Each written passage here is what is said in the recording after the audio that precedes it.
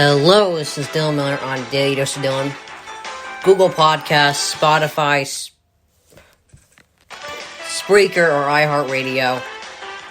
Wherever you may be, however you may be listening. This is Dylan Miller on Daily Dose of Dylan. Alright. So a lot of Mac Jones, Justin Fields talk today. I'm going to talk about friggin' Tua Tagovailoa. I feel like it's going to be a little shorter today. Because, I don't know, a mock draft to save me.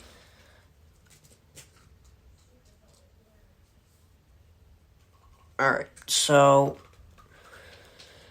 an agent said, they asked an agent, a scout, and a executive, I think it was, on what they think of what the Buccaneers should do with Aaron Rodgers. He said he's heard Rodgers is stubborn, and he's heard that Green Bay has actually offered him a contract, and he said no because he doesn't want to win. That, I think he's selling us a bad bag of goods. I really do. Or I don't think he's trying to sell us anything. I think he's just telling us straight up what he thinks and, like, what he heard, you know?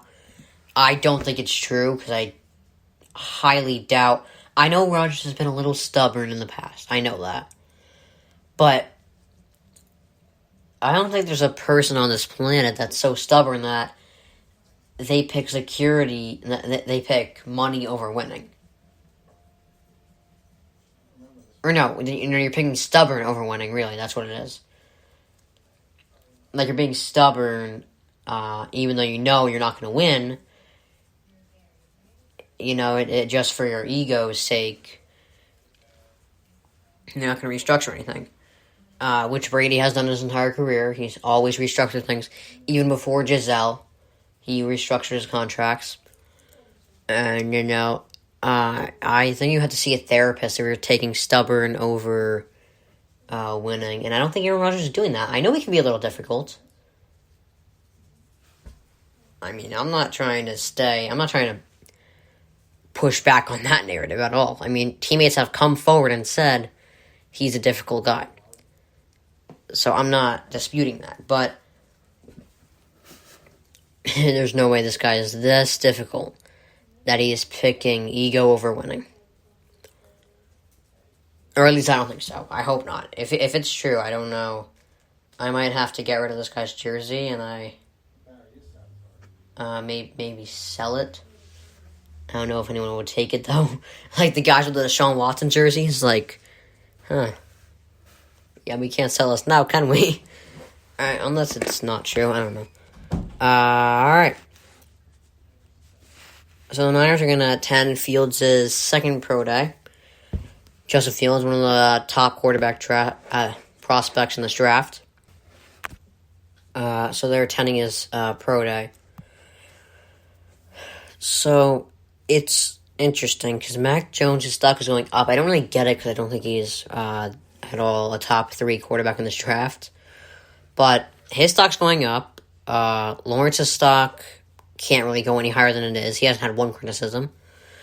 Zach Wilson's been locked at 2 for a while.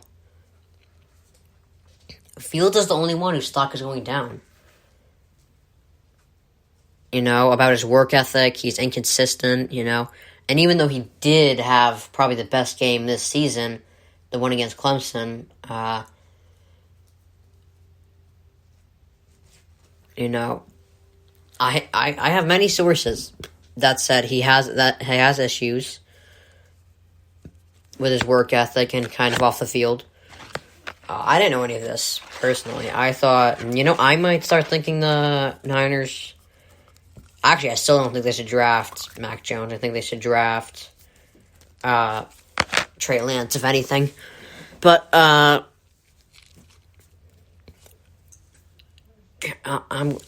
concerned. He was considered the second overall pick this entire time. Second overall pick. And now he's down to maybe 4 if the Broncos even want him. Or, obviously, the Falcons could stick with the pick and just... I mean, the Falcons might want him. He's a Georgia guy. You know. The Niners... Because think about this. The Niners moved up. And instead of saying, oh, we're taking Fields, they're saying, yeah, we'll take Mac Jones. And the Falcons...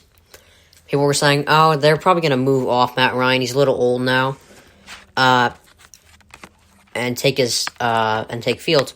But after his pro day, after Justin Fields' pro day, the Falcons were like, you know what, we'll move up. Or no, we'll take calls. That's what it was. So I'm a little, I trust. I know yesterday I said, I criticized the Niners, for saying we're going to take Mac Jones instead of Wilson and instead of, Fields and Trey Lance. I criticized them for that. Because I felt it was like, the Trubisky thing. And I still do. I think if you don't pick Fields, you take Lance, but I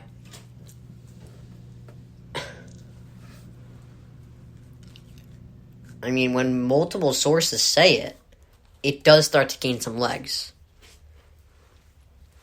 So, I trust Kyle Shanahan normally.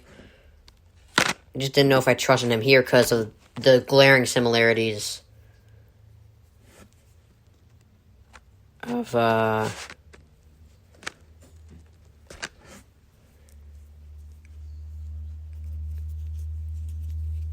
situation. So, I mean, I trust my sources.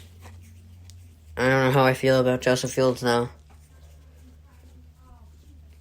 I don't know if I'm gonna... Sorry, I keep getting notification from the score because Yankees game is going on right now. Yankees are up 4-3 on the Rays right now. But let's move on to my next topic. Do I have music going here? No. I do not have music here. I have it after this topic. So it seems like LeBron on Twitter yesterday foreshadowed an upcoming change. I think he means like he's coming back.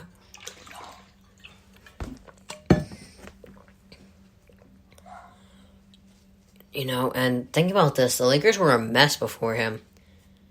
They had a bunch of, young skinny kids, basically.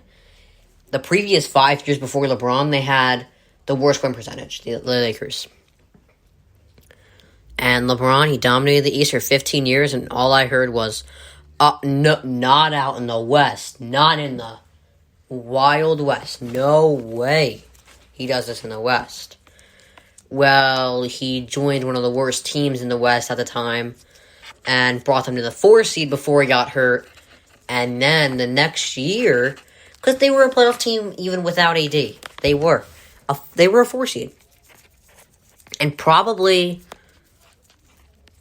I don't even know if they would be a second round exit. I think they go to the Western Conference Finals that year. And lose to the Warriors because I don't think they were beatable that year. Except for Kawhi and all that, but I think they go to the Western Conference Finals if he never gets hurt. They were starting to figure things out. So I did not expect this to work, but it is. So he has such an impact on every team he goes to, and that's what I find amazing about him. And I'm actually going to talk about another amazing guy that always seems to make teams better and just wins no matter where he goes. So, let's get some music going and talk about that. Alright. So, Charles Barkley yesterday, he said, CP3 deserves at least to be in the conversation of MVP. And,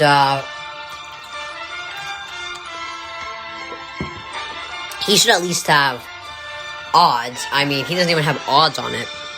So, think about this. Jokic is number 1, and he deserves it. He's a phenomenal player. He's definitely having an MVP season. The Suns have a better record than them. And they were worse last year. And at this time last year, the Suns were 26-39. They have played how many? Let's see this. They've played 14 less games than they did at this point last year, and they have more wins already. Second in the West. CP3 deserves all the praise for what he's doing in Phoenix right now. They couldn't even make it to the play-in game last year. Honestly, they should change the MVP to the most valuable player to most outstanding. The most outstanding stat line. Because most valuable player, it should be CP3 and LeBron every year. So change it to most outstanding stat line, because Giannis, he ain't valuable. I think Jrue Holiday is the glue to that team. Because when he left, they went on a losing streak. Holiday is the most valuable player on that team. Giannis is the best player on that team by far, don't get me wrong. But is he most valuable? No.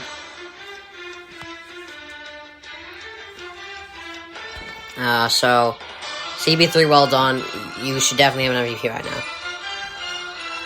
So, Juju says Andy Reid did pitch the idea of him joining the Chiefs and recruited him by sending pictures of the Lombardi Trophy, which is enticing, and I don't know why he didn't choose the Chiefs. But you know, both would have been good, because Juju's into marketing, right? He's over TikTok, right? If you get 7 receptions and a touchdown in the Super Bowl, that's good marketing. And Pittsburgh is a big place, you know, it's Pittsburgh's good marketing too, so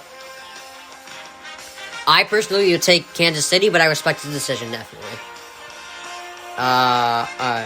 This is annoying. So Byron Jones is high on Tua. He likes where he's, he thinks he's gonna have a big jump next year. And I do too. Guys, he played 9 games. He didn't even play a full season. They were saying, move off him. He doesn't look good. Did Lamar Jackson look good in his first 9 games? Did Josh Allen look good in his first 9 games? No, he didn't, no. Josh Allen looked mediocre last year.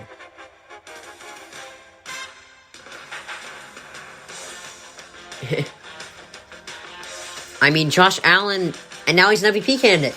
And Lamar's an MVP. Rookie years don't always have so much value. And this is not even his rookie season. He played half a year. Good. Gosh. And think about this. Joe Burrow played 10 games last year. And this annoyed me on The Herd today. The Herd. They've been annoying me this past week. Because Colin Cowherd was all like, don't be shocked if Rodgers leaves. And then this week he's like, oh, he's not leaving. Oh, wow. And Joy Taylor annoys me sometimes. I like Colin Cowherd a lot, but Joy Taylor sometimes annoys me. And I like her. I like most of her takes. I think she's good. I think she's better than most people will give her credit for. But this is annoying. I mean, she said it's not even their stat lines. Burrow and Tua, they played almost the same amount of games. Burrow only played 1 more game than Tua. And she said, oh, it's not even close, the stat line. It is close, because look at this. Burrow threw 13 touchdowns, Tua threw 11. And remember, Burrow played 1 more game than him, so he had to jump. They both threw 5 picks. Tua had a 64% completion percentage. Burrow had a 65%. We have to chill. I mean, this is insane, because he didn't do that bad statistically. And even if he did, he's a rookie. You have to chill. I mean, these guys are so impatient, and they nitpick the fact that, oh, he had at least 2,000, he had the second least passing yards. You can't expect him to have 4,000 yards in 9 games. You gotta chill. And if those two play the full season, here's what Tua would have done. 19 touchdowns, 9 picks, 3,000 yards, 85 passer rating. That's actually not bad. That's not a bad stat line for a rookie, at least, you know? I like where he was going. And Burrow, only 2 more touchdowns, 1